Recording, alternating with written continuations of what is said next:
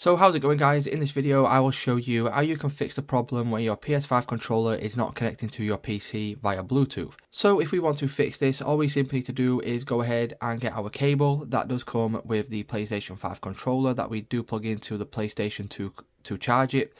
And then once we've done that, what we can do then is head over to our device. So whether it's a PC or MacBook, you can head over to your device and then you can go up to the top right hand corner, click on the device section, go to Bluetooth, and then what you want to do is go to Bluetooth settings, which will then bring up this window right here. And then once you are on this window, as you can see, your DualSense wireless controller will now say connected.